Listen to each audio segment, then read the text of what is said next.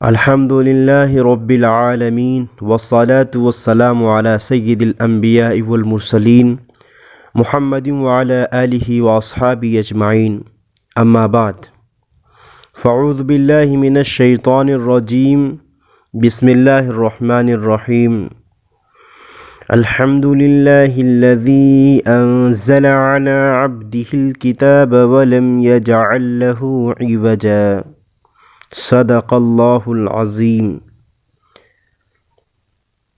محترم بزرگوں، دوستوں، آج میں آپ حضرات کی خدمت میں دجالی تہذیب اور دجالی فتنے کے حوالے سے آپ کے سامنے گفتگو کروں گا۔ اس موضوع پر بیان کرنے کے لیے میں نے علامتی طور پر سورہ کہف کی ابتدائی آیت تلاوت کی ہے۔ علامتی طور پر اس لیے کہہ رہا ہوں کیونکہ اصل میں پوری سورہ کہف کا خلاصہ عرض کرنا مقصود ہے۔ اس سورت کو دجالی فتنہ اور دجالی تہذیب کے ساتھ گہری مناسبت ہے، لیکن اس مناسبت کو جاننے سے پہلے آپ اپنے ذہن میں یہ بات بیٹھا لیں کہ دجال کا فتنہ اتنا بڑا فتنہ ہوگا کہ 1400 سال پہلے ہمارے آقا حضرت محمد الرسول اللہ صلی اللہ علیہ وسلم نے اس فتنے سے اپنے قوم کو ڈرایا۔ بخاری اور مسلم میں یہ حدیث موجود ہے۔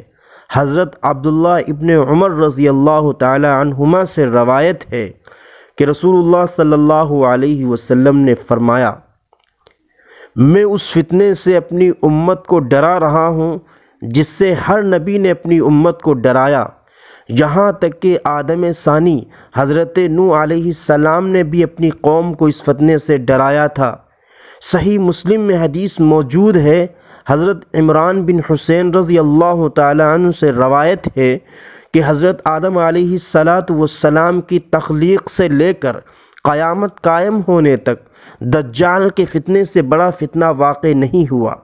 میرے بھائیوں، میرے بزرگوں، میرے دوستوں، آپ کے ذہن میں یہ بات لازمی طور پر آ رہی ہوگی، آخر دجال کا تعارف کیا ہے، جس کی ہولناکیوں کو نبیوں نے بیان کیا، جس کی خطرناکیوں کو ہر نبی نے اپنی امت کو سمجھایا۔ آخر دجال کا تعارف کیا ہے، اس کی حقیقت کیا ہے؟ تو یہ بات ہے کہ یہ جو لفظ دجال ہے یہی اس کا سب سے بڑا تعارف ہے۔ عربی زبان میں دجال کا معنی جھوٹا، ملمع ساز، فریبی، جس کا ظاہر کچھ ہو اور باطن کچھ ہو۔ دجال کا سب سے بڑا تعارف یہ ہے کہ وہ بہت بڑا ملمع ساز، فریبی ہوگا، وہ عالمی حقیقتوں کو بدلنے کی کوشش کرے گا، جھوٹ کے بغیر وہ ایک قدم نہیں چل سکے گا۔ حضرت حذیفہ ابن یمان رضی اللہ تعالیٰ عنہ روایت کرتے ہیں کہ رسول اللہ صلی اللہ علیہ وسلم نے فرمایا، اس کے ساتھ آگ اور پانی ہوگا، جسے وہ آگ کہے گا حقیقت میں پانی ہوگا، جسے وہ پانی کہے گا حقیقت میں وہ آگ ہوگا۔ حضرت ابو ہریرہ رضی اللہ تعالیٰ عنہ کہتے ہیں کہ آقا نے فرمایا، دجال کے ساتھ جنت بھی ہوگی اور دوزخ بھی ہوگی، جسے وہ جنت کہے گا حقیقت میں وہ دوزخ ہوگی، جسے وہ دوزخ کہے گا حقیقت میں وہ جنت ہوگی۔ میرے محترم بزرگوں، دوستوں، یورپ کی تہذیب، امریکہ کی تہذیب، عصر حاضر کی تہذیب دجالی تہذیب ہے۔ اس تہذیب میں وہی کچھ ہو رہا ہے جو کچھ دجال کرے گا۔ ملمع سازی، جھوٹا پروپیگنڈا، فریب کاری، حقائق کچھ ہوتے ہیں، نام کچھ اور رکھ لیا جاتا ہے۔ اس تہذیب کے علم بردار دنیا کے سامنے ایک نظریہ پیش کرتے ہیں یا ایک نعرہ لگاتے ہیں، پھر میڈیا کے ذریعے سے اس کا اتنا چرچا ہوتا ہے کہ بلا سوچے سمجھے ہر شخص کے دل میں اس کی عقیدت اور محبت بیٹھ جاتی ہے۔ مثال کے طور پر چند باتیں میں آپ کو بتانا چاہ رہا ہوں، ان نعروں میں سے چند نعروں کو آپ کے سامنے رکھنا چاہ رہا ہوں۔ ان نعروں میں سے ایک نعرہ ہے حریت، ایک ہے جمہوریت، ایک ہے انسانی حقوق، ایک ہے آزادی نسواں۔ ہر شخص کہتا ہے کہ یہ چیزیں ہونی چاہیے، کوئی اس پہلو کی طرف توجہ نہیں دیتا کہ یورپی تہذیب میں ان پرکشش الفاظ کا کیا مفہوم مراد لیا جاتا ہے۔ ان کے نزدیک حریت کا مطلب ہے مادر پدر آزادی، جو چاہو کرو، جسے چاہو کرو، جو چاہو لکھو، جو چاہو چھاپو، ہر چیز کی آزادی، حرام کھاؤ یا حلال، نکاح کرو یا زنا، مذہب پر تنقید کرو یا قرآن اور حدیث پر، ہر چیز کی آزادی ہے۔ میرے محترم بزرگوں، دوستوں، سوچئے ایک مسلمان ہونے کی حیثیت سے ہم ایسی تہذیب کو برداشت کر سکتے ہیں؟ جمہوریت کا مطلب یہ ہے کہ اکثریت کی رائے معتبر ہوگی۔ اگر اکثریت ہم جنس پرستی کو جائز کہتی ہے تو ہم جنس پرستی جائز ہوگی۔ انسانی حقوق کا مطلب یہ ہے کہ جہاں کہیں یورپ والوں کے تجارتی، معاشی اور سیاسی مفادات کو نقصان پہنچ رہا ہو، وہاں وہ انسانی حقوق کا نعرہ لگا کر حکومتیں بدل دیتے ہیں، بمباری کر کے تباہی مچا دیتے ہیں، بستیوں کی بستیاں، شہروں کے شہر ویران کر دیتے ہیں۔ آزادی نسواں کا مطلب یہ ہے کہ عورت کو گھر سے بے گھر کر دیا جائے، عورت کو گھر سے باہر نکال دیا جائے، اس کی زندگی کا مقصد صرف یہ ہو کہ وہ مرد کا دل لبھائے، اس کی جنسی پیاس بجھائے، ماں، بہن اور بیٹی کا تقدس ختم ہو جائے۔ میرے محترم بزرگوں، دوستوں، میں آپ حضرات سے پوچھنا چاہتا ہوں کہ ان خوبصورت اور پرکشش نعروں کے پیچھے یہ جو زہریلے مقاصد چھپے ہوئے ہیں، اسلام ان کی کہاں اجازت دیتا ہے؟ مگر یہ نعرے ایسے ہیں کہ ہر کوئی لگا رہا ہے۔ مسلم صحافی اور لیڈر بھی کہہ رہے ہیں کہ ہاں جی، جمہوریت کے بغیر ملک نہیں چل سکتا، اور یہ کہ عورتوں کو آزادی ملنی چاہیے۔ ایسا کیوں ہو رہا ہے؟ یہ سب کچھ دجالی تہذیب کے علمبردار کر رہے ہیں۔ انہوں نے پروپیگنڈا کے زور پر ہمارے دماغوں میں، ہمارے ذہنوں میں ان الفاظ کی محبت بٹھا دی ہے، یوں ہی بعض الفاظ کی نفرت وہ ہمارے ذہنوں میں بٹھا دیتے ہیں، جیسے آج کل دہشت گردی کا لفظ ہے۔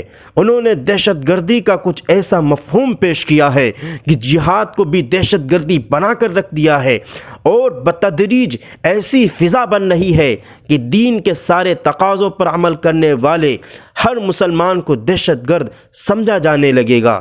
میرے محترم بزرگوں، دوستوں، اس مادی اور دجالی تہذیب کی دوسری خصوصیت فانی زندگی سے شدید محبت ہے۔ اس تہذیب سے متاثر ہونے والوں کو دنیا کی زندگی سے عشق ہو جاتا ہے۔ ان کی ساری جد و جہد اسی کے لیے ہوتی ہے۔ کہاں تو ہمارے آقا کا یہ نعرہ تھا، اے اللہ، زندگی تو بس آخرت کی زندگی ہے۔ میرے محترم بزرگوں، دوستوں، قرآن کھول کر دیکھیں تو بار بار آخرت کا تذکرہ ہے۔ دنیا کی زندگی کو قرآن کھیل تماشا کہتا ہے، اور آخرت کی زندگی حقیقی اور باقی رہنے والی زندگی قرار دیتا ہے، جبکہ مادیت پرستوں کی ساری کوششیں دنیا کی زندگی کو طویل اور آرام دہ بنانے میں صرف ہوتی ہیں، جس کا نتیجہ یہ سامنے آ رہا ہے، مادی وسائل کی فراوانی اور کثرت کے باوجود دل تاریک ہیں۔ حضرت علامہ اقبال نے کہا تھا، یہ عیش فراواں یہ حکومت یہ تجارت، یہ عیش فراواں یہ حکومت یہ تجارت، دل سینہ بے نور ہے محروم تسلی، دل سینہ بے نور ہے محروم تسلی، تاریخ افرنگ مشینوں کے دھوئیں سے، تاریخ افرنگ مشینوں کے دھوئیں سے، یہ وادی ایمن نہیں شایان تجلی۔ میرے محترم بزرگوں، دوستوں، دجال اور دجالی تہذیب کے اس مختصر تعارف کے بعد یہ سمجھنے کی کوشش کیجئے کہ سورہ کہف کا فتنہ دجال سے کیا خصوصی تعلق اور ربط اور ضبط ہے۔ آخر کوئی مناسبت تو ہے جس کی بنیاد پر حضور نبی کریم صلی اللہ علیہ وسلم فرماتے ہیں کہ جو شخص سورہ کہف کو اسی طرح پڑھے گا جس طرح وہ نازل ہوئی ہے، اس پر دجال قابو نہیں پا سکے گا۔ حضرت ابو درداء رضی اللہ تعالی عنہ کی روایت ہے کہ جو شخص اس سورت کی پہلی 10 آیات پڑھے گا وہ دجال کے فتنے سے محفوظ رہے گا۔ انہی روایات کی بنیاد پر اللہ تعالیٰ کے باتوفیق بندے ہر جمعے کو سورہ کہف پڑھنے کا اہتمام کرتے ہیں، اور نیک والدین اپنی اولاد کو اس کے پڑھنے کی تلقین کرتے ہیں۔ آپ کے سامنے ایک واقعہ پیش کرتا ہوں مفکر اسلام حضرت مولانا علی میاں نور اللہ مرقدہ کا۔ اس صورت کے مضامین کے بیان کرنے کے تعلق سے معرکہ ایمان و مادیت کے عنوان سے ایک کتاب مستقل لکھی ہے۔ اس میں انہوں نے لکھا ہے کہ میری والد مرحومہ مجھے ہر جمعہ سورہ کہف پڑھنے کی تلقین کیا کرتی تھی، وقتاً فوقتاً میرا محاسبہ بھی کرتی رہتی تھیں کہ ان کے حکم پر عمل ہو رہا ہے یا نہیں ہو رہا ہے۔ ہر جمعہ مستقل طور پر پڑھنے سے مجھے یہ سورت زبانی یاد ہو گئی۔ بعد میں حدیث نبوی صلی اللہ علیہ وسلم کے مطالعے کے دوران مجھے اس بات کا علم ہوا کہ سورہ کہف کو دجال سے حفاظت کا ذریعہ بتایا گیا ہے۔ میں نے دل میں سوچا کہ یقیناً اس صورت میں ایسی تدبیریں بتائی گئی ہیں جو دجال کے فتنے سے بچا سکتی ہیں۔ میں اس تعلق کے بارے میں جو اس صورت کو فتنے دجال سے ہے غور و فکر کرتا رہا، یہاں تک کہ میں نے جان لیا کہ سورہ کہف میں اس زہر کا تریاق اور علاج موجود ہے جو دجال پھیلائے گا، اور اس میں ایسی تعلیمات ہیں جو انسان کے ذہن کو دجال کے مقابلے کے لیے تیار کرتی ہیں۔ جب اس کے مضامین کے بارے میں غور و فکر کیا تو پتہ چلا کہ اس پوری صورت کا موضوع ایمان اور مادیت کی کشمکش ہے۔ اس موضوع کی وضاحت کے لیے اس میں 4 قصے بیان کیے گئے ہیں۔ ان قصوں کے ذریعے یہ بات سمجھانے کی کوشش کی گئی ہے کہ اسباب ہی سب کچھ نہیں ہے، بلکہ اصل تو مسبب الاسباب ہے۔ میرے محترم بزرگوں دوستوں، اس میں شک نہیں کہ یہ عالم اسباب ہے۔ غلہ اور دوسری نباتات اگانے اور حاصل کرنے کے لیے بیج کو زمین میں کاشت کرنا ضروری ہے۔ کسی چیز کو پکانے کے لیے آگ پر رکھنا ضروری ہے۔ پیاس لگی ہو تو سیراب ہونے کے لیے پانی پینا ضروری ہے۔ جب زہر کھایا جائے گا تو ہلاکت یقینی ہے۔ جب آگ میں چھلانگ لگائی جائے گی تو جلنا لازمی ہے۔ میرے محترم بزرگوں دوستوں، یہ سب اسباب ہیں اور یہ سب اسباب اللہ تعالیٰ کے حکم سے اثر کرتے ہیں، لیکن بعض لوگ ان اسباب میں اتنا غلو کرتے ہیں کہ وہ سمجھتے ہیں کہ اسباب کے بغیر کوئی نتیجہ ہی برآمد نہیں ہوگا۔ انسان نے اسباب کی غلامی اور پرستش شروع کر دی ہے۔ اس کا خیال ہے کہ اسباب ہی سب کچھ ہیں اور یہی حقیقت میں اثر کرنے والے ہیں۔ کافروں میں یہی نظریہ مقبول ہو چکا ہے اور اسے انہوں نے ایک عقیدے کی حیثیت دے دی ہے۔ یہ نظریہ دجالی تہذیب کی پہچان ہے۔ دوسرا نظریہ یہ ہے کہ ان اسباب کے علاوہ ایک غیبی قوت بھی ہے جو نتائج کو اسباب سے جدا کرتی ہے۔ اگر اس کا حکم ہو تو اسباب اثر کرتے ہیں، ورنہ اسباب اثر نہیں کرتے ہیں۔ آگ اسی کے حکم سے جلاتی ہے، پانی اسی کے حکم سے بجھاتا ہے، دانا اسی کے حکم سے اگتا ہے، بادل اسی کے حکم سے بارش برساتا ہے۔ یہی بات سمجھانے کے لیے سورت میں 4 قصے بیان کیے گئے ہیں۔ میرے بھائیوں، میرے بزرگوں دوستوں، پہلا قصہ اصحاب کہف کا ہے، یعنی ان 6-7 نوجوانوں کا قصہ جو اپنا ایمان بچانے کے لیے شہر کی راحت اور سکون والی زندگی چھوڑ کر ایک غار میں چلے گئے تھے۔ اصل میں روم کے کسی شہر میں ایک مشرک اور ظالم بادشاہ تھا جو عوام کو شرک پر مجبور کرتا تھا۔ اکثر لوگوں نے اس کے ظلم اور سزاؤں سے ڈر کر بت پرستی شروع کر دی، لیکن چند باہمت لوگ ڈٹ گئے اور انہوں نے شرک اور بت پرستی سے انکار کر دیا۔ ان باہمت لوگوں میں 7 نوجوان بھی تھے جو کھاتے پیتے گھرانوں اور معزز خاندانوں سے تعلق رکھتے تھے۔ جب انہیں بت پرستی پر مجبور کیا گیا تو اب ان کے سامنے 2 راستے تھے، ایک مادیت کا راستہ، دوسرا روحانیت کا راستہ۔ ایک راستہ یہ تھا کہ وہ حکومت کے سامنے سر جھکا دیں اور عزت، دولت، شہرت اور معیار کی بلندی حاصل کر لیں۔ دوسرا راستہ یہ تھا کہ وہ قربانی دیں اور اپنا ایمان بچائیں۔ ایک طرف اسباب و وسائل تھے جو حکومت کے قبضے میں تھے، نہ حکومت کے بغیر انہیں نوکری مل سکتی تھی، نہ وہ پیٹ بھر سکتے تھے، نہ سکون اور سلامتی کے ساتھ رہ سکتے تھے۔ دوسری طرف اللہ تعالیٰ کی ذات پر ایمان اور یقین تھا۔ وہ جانتے تھے کہ اللہ کے حکم کے بغیر کچھ بھی نہیں ہو سکتا۔ اللہ تعالیٰ جس پر نظر کرم فرماتا ہے اسے رزق بھی عطا کرتا ہے، اسے تحفظ اور سلامتی بھی حاصل ہو جاتی ہے۔ سارا زمانہ مل کر بھی اس کا کچھ نہیں بگاڑ سکتا۔ دونوں پہلوؤں پر غور و فکر کرنے کے بعد وہ لوگ اس نتیجے پر پہنچے کہ نہیں، ہمیں ہر صورت میں ایمان بچانا ہے، اسباب پر نہیں مسبب الاسباب پر نظر رکھنی ہے، مادیت کے بجائے روحانیت کو ترجیح دینی ہے۔ کچھ بھی ہو جائے ہم شرک کا ارتکاب نہیں کریں گے۔ انہوں نے اپنا ایمان بچانے کا ارادہ کر لیا۔ اللہ تعالیٰ نے ان کے ارادے میں پختگی پیدا فرما دی۔ ان کے ذہن یکسو ہو گئے اور دل بڑا مضبوط ہو گیا۔ انہوں نے طے کر لیا کچھ بھی ہو اللہ تعالیٰ کو ناراض نہیں کریں گے۔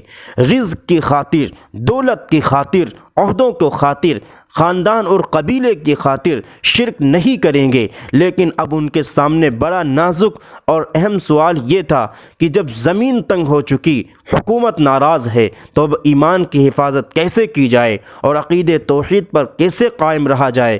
اس موضوع پر ایمان نے ان کی دستگیری کی اور ان کے دل میں یہ یقین پیدا ہو گیا کہ مخالف حالات کے باوجود ایمان کو بچانا کچھ مشکل نہیں۔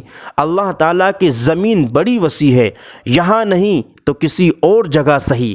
اگر شہر میں ہمارے لیے جگہ نہیں تو جنگل اور ویرانہ ہی صحیح۔ اگر آبادیاں ہمیں جگہ دینے کے لیے آمادہ نہیں تو پہاڑوں کے غار ہی صحیح۔ قرآن کریم کہتا ہے کہ انہوں نے دو ٹوک انداز میں فیصلہ کر لیا۔ اعوذ باللہ من الشیطان الرجیم، بسم اللہ الرحمن الرحیم۔ وَإِذِ اعْتَزَلْتُمُوهُمْ وَمَا يَعْبُدُونَ إِلَّا اللَّهَ فَأَوُوا إِلَى الْكَهْفِ يَنشُرْ لَكُمْ رَبُّكُمْ مِنْ رَحْمَتِهِ وَيُهَيِّئْ لَكُمْ مِنْ أَمْرِكُمْ مِرْفَقًا۔ اور جب تم نے ان مشرکوں سے اور جن کی یہ عبادت کرتے ہیں اللہ کو چھوڑ کر ان سے کنارہ ہی کر لیا ہے تو غار میں چلیں، تمہارا پروردگار تمہارے لیے اپنی رحمت وسیع کر دے گا اور تمہارے کاموں میں آسانی کے سامان مہیا کر دے گا۔ میرے محترم بزرگوں، دوستوں، یہ ساتوں نوجوان محض اللہ تعالیٰ کے توکل پر ایمان بچانے کے لیے نکل کھڑے ہوئے۔ ایک کتا بھی ان کے ساتھ ہو لیا۔ چلتے چلتے ایک غار تک جا پہنچے۔ اس غار کو انہوں نے عبادت و ریاضت اور سکونت کے لیے پسند کر لیا۔ اس غار میں انہیں وہ سکون ملا جو بادشاہوں کو محلات میں بھی نہیں مل سکتا تھا۔ اور کیسے نہ ملتا، کیونکہ یہ اللہ کی رضا کی خاطر عیش و عشرت کی زندگی کو ٹھوکر مار کر آئے تھے۔ اور جو لوگ اللہ کے لیے ظاہری اسباب کو چھوڑتے ہیں انہیں اللہ تعالیٰ اسباب کے بغیر ہی سکون کی لازوال دولت عطا فرماتے ہیں۔ ان نوجوانوں نے غار میں ذکر و عبادت کا سلسلہ جاری رکھا۔ جو زیادہ راہ ساتھ لائے تھے اس سے گزارا کرتے رہے۔ جب وہ باقی نہ رہا تو اللہ تعالیٰ نے ان پر گہری نیند مسلط فرما دی اور پھر وہ 2-4 سال نہیں 309 سال سوتے رہے۔ میرے محترم بزرگوں، دوستوں، نیند کی حالت میں اللہ تعالیٰ ہی ان کی کروٹ بدلتا رہا کہ وہ ایک طرف پڑے پڑے گل سڑ نہ جائیں اور اللہ ہی انہیں سورج کی تپش سے بچاتا رہا۔ ادھر یہ سکون کی نیند سوتے اور جنت کے مزے لیتے، ادھر روم میں اکھاڑ پچھاڑ جاری رہی، حالات بدلتے رہے، حکمران آتے جاتے رہے، مشرکوں کا اقتدار ختم ہو گیا اور موحدوں کو اللہ تبارک و تعالیٰ نے حکومت عطا فرما دی۔ میرے محترم بزرگوں، دوستوں، توحید پرست نوجوان نیند سے بیدار ہوئے تو انہیں بھوک نے ستایا۔ انہوں نے مشورے کے بعد طے کیا کہ کسی ساتھی کو شہر کی طرف روانہ کیا جائے جو ہماری موجودگی کا راز فاش کیے بغیر وہاں سے لذیذ اور پاک کھانا لے کر آئے۔ جانے والے کو انہوں نے خوب اچھی طرح سمجھا دیا کہ شہر میں جا کر بڑی محبت اور حکمت سے بات کرنا، کہیں ایسا نہ ہو کہ کسی کے ساتھ جھگڑا کر بیٹھو اور پھر تمہارے ساتھ ہم سب بھی پکڑے جائیں۔ وہ یہ تو جانتے ہی نہ تھے کہ حالات بدل چکے ہیں، اب ملک پر ہمارے دشمنوں کے بجائے ہمارے دوستوں اور ہم خیالوں کی حکومت قائم ہو چکی ہے۔ یہ نوجوان جب کھانا لینے کے لیے ہوٹل یا دکان پر پہنچا تو اس نے خریداری کے لیے وہ سکے پیش کیے جو 300 سال پہلے ملک میں رائج تھے اور شہر سے ہجرت کرتے ہوئے یہ لوگ اپنے ساتھ لے گئے تھے۔ بس ان سکوں نے راز فاش کر دیا۔ ایک دکاندار نے دوسرے نے تیسرے کو بتا دیا۔ دیکھتے ہی دیکھتے جمگھٹا لگ گیا، چیمے گوئیاں شروع ہو گئی۔ اس نوجوان پر سوالات کی بوچھاڑ شروع ہو گئی۔ کون ہو؟ کہاں سے آئے ہو؟ یہ کرنسی کون سے ملک کی ہے؟ کہیں تم ہمارے دشمنوں کے جاسوس تو نہیں؟ مجبوراً اس نوجوان کو راز فاش کرنا ہی پڑا۔ اس نے بتا دیا کہ میں ان 7 نوجوانوں میں سے ایک ہوں جو 3 صدیاں پہلے عقیدے توحید کی حفاظت کے لیے ہجرت پر مجبور ہو گئے تھے، جن کی ہجرت اور راتوں رات روپوشی کی داستان بچے کی زبان پر ہے۔ آج بھی مائیں ان کی قربانی کا قصہ سنا کر بچوں کو مادیت کے مقابلے میں ایمان ترجیح دینے کی ترغیب دیتی رہتی ہیں۔ یہ سارا معاملہ ہوتے ہوتے بادشاہ کے کانوں تک بھی پہنچ گیا اور پورے شہر کو اس نے اپنی طرف متوجہ کر لیا۔ لوگ ان نوجوانوں کی زیارت کے لیے دیوانہ وار جمع ہونے لگے اور امراء اور وزراء کی قیادت میں اس غار کی طرف روانہ ہو گئے جہاں یہ نوجوان روپوش تھے۔ عجیب منظر تھا، کل کے زیرو آج کے ہیرو بن گئے تھے۔ مشرک حکومت جنہیں کچل دینا چاہتی تھی، موحد حکومت کے ذمہ دار انہیں سر آنکھوں پر بٹھانے کے لیے تیار تھے۔